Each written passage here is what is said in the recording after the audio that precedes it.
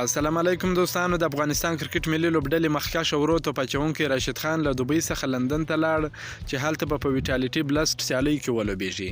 راشد خان چې له آی پی ایل څخه وروسته زمبابوې ته لاړ، هلته یې د زمبابوې پر وړاندې په 3 نړیوالو یو ورځنیو او 3 نړیوالو شلاوریز لوبو کې ګډون وکړ. له هغه ځایه بیرته دوبۍ ته ستون شوی و.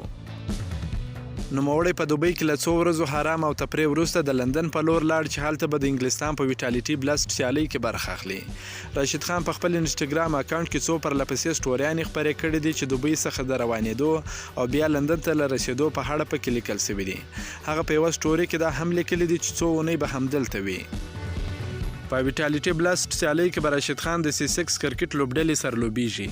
د یادولو ده چې په ویټالټي بلسټ سیالۍ کې څو نور افغان لوبغاړي هم برخه لري.